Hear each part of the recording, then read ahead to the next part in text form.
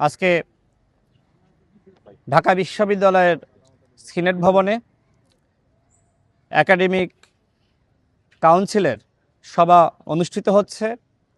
আপনারা জানেন 2019 সালে যে ডাকসু নির্বাচন অনুষ্ঠিত হয়েছিল, সেই নির্বাচনে যে কারচুপি হয়েছিল, যে ধরনের অন্যায় অনিয়ম হয়েছিল, সে বিষয়ে আমি নির্বাচনের পরপরই ঢাকা বিশ্ববিদ্যালয় প্রশাসনের কাছে অভিযোগ দিয়েছিলাম, কিন্তু তখন আমি সঠিক সমাধান পাইনি। যে কারণে 2024 সালের গণঅভ্যুত্থানের পরে যখন ঢাকা বিশ্ববিদ্যালয় প্রশাসন সংস্কার হয় এবং নতুন ভিসি নিয়োগ পায় এবং প্রশাসনের অন্যান্য কর্মকর্তারা এবং বিভিন্ন জায়গায় যখন রিফরমেশনটা হয়, আমি এরপরে বর্তমান প্রশাসনের কাছে ওই সময়কার যে আমার অভিযোগ ছিল সেটির গ্রাউন্ড ধরেই আমি অভিযোগ দাখিল করি। ঢাকা বিশ্ববিদ্যালয় প্রশাসন আমার অভিযোগের প্রেক্ষিতে তারা একটি তদন্ত কমিটি গঠন করে এবং সেই তদন্ত কমিটি আমাকে কয়েকবার ডেকেছে, আমার বক্তব্য নিয়েছে এবং তারা যে ফাইন্ডিংস পেয়েছে আমি যদি আপনাদের সামনে সেটি একটু আপনাদের সামনে আমি তুলে ধরি।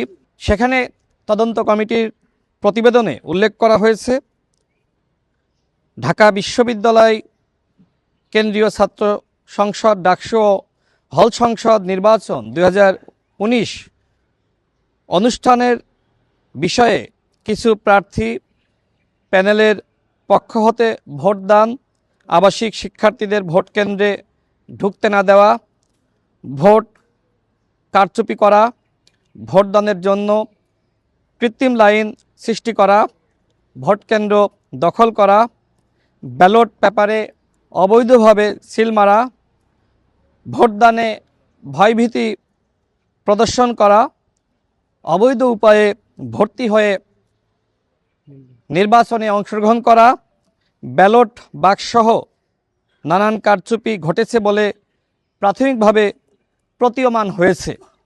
তবে এ বিষয়ে নির্দিষ্ট সিদ্ধান্ত গ্রহণের জন্য অধিকতর তদন্তের প্রয়োজন। অর্থাৎ তদন্ত কমিটি তারা যে তথ্য-উপাত্ত পেয়েছে, সেখানে আমি যে অভিযোগ দাখিল করেছিলাম সেই অভিযোগের সত্যতা তারা পেয়েছে।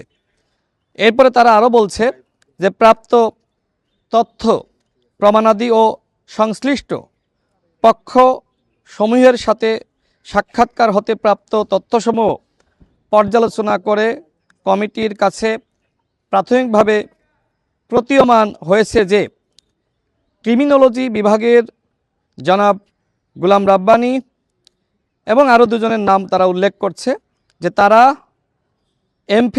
এমফিল প্রোগ্রামে ভর্তির যথাযথ প্রক্রিয়া অনুসরণ না করে সম্পূর্ণ অবৈধভাবে জালিয়াতির মাধ্যমে তারা ভর্তি হয়েছে। অতএব উক্ত ভর্তি আইনের দৃষ্টিতে সম্পূর্ণ বাতিল বলে গণ্য হবে। এমতো অবস্থায় বৈধ ছাত্রত্ব না থাকার কারণে গত 11/3/2019 তারিখে অনুষ্ঠিত ডাকসু নির্বাচনে জনাব গোলাম রাব্বানীর প্রার্থিতা বৈধ ছিল না। সুতরাং এই কমিটি জনাব গোলাম রাব্বানীর জিএস নির্বাচিত হওয়ার বিষয়টিকে অবৈধ ঘোষণা করার সুপারিশ করছে।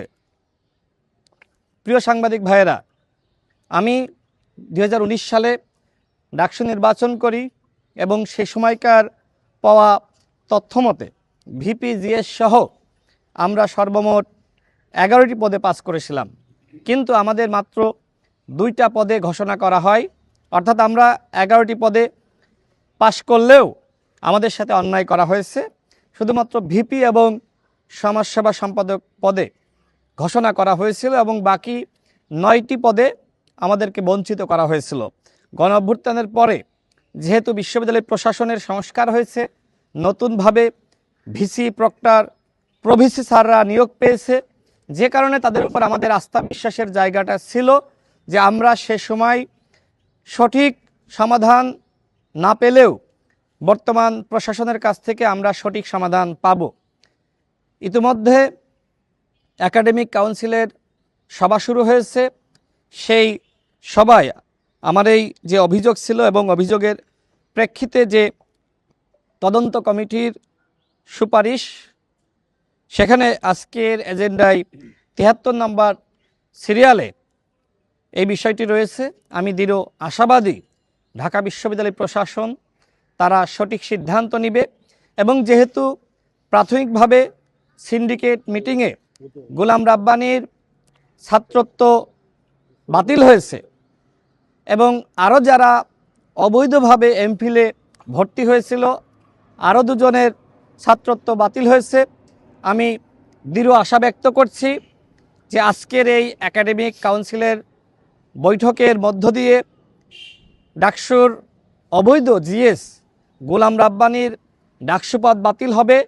যেহেতু তদন্ত কমিটির সুপারিশ রয়েছে তার পদ বাতিল করার জন্য এবং তিনি যেহেতু অবৈধভাবে ভর্তি হয়েছিলেন, সুতরাং অবৈধভাবে ভর্তি হয়ে যেখানে ডাকসু নির্বাচন করার গ্রাউন্ড নাই, সেক্ষেত্রে তার ডাকসু পদ বাতিল হবে এবং একই সাথে তার এমফিলের ছাত্রত্ব বাতিল হবে। আমি এই আশা রাখছি, বিশ্ববিদ্যালয় প্রশাসনের উপর আমার আস্থা ছিল, আস্থা রয়েছে। প্রাথমিকভাবে তার ছাত্রত্ব বাতিল হয়েছে, আজকে চূড়ান্তভাবে গোলাম রাব্বানীর ছাত্রত্ব বাতিল হবে এবং তার ছাত্রত্ব বাতিল হওয়ার কারণেই তার ডাকসু পদ বাতিল হবে এবং আমি মনে করি যে আমি বিশ্ববিদ্যালয় প্রশাসনের দ্বারা যথাযথভাবে মূল্যায়িত হব। আমার যে অভিযোগ ছিল সেখানে কিন্তু আমি স্পষ্টভাবে উল্লেখ করে দিয়েছিলাম, যারা ভুক্তভোগী প্রার্থী রয়েছে তাদেরকে যথাযথভাবে মূল্যায়ন করতে হবে। আমি আশা ব্যক্ত করছি বিশ্ববিদ্যালয় প্রশাসন আজকের এই সভায় সঠিক সিদ্ধান্ত নেবে।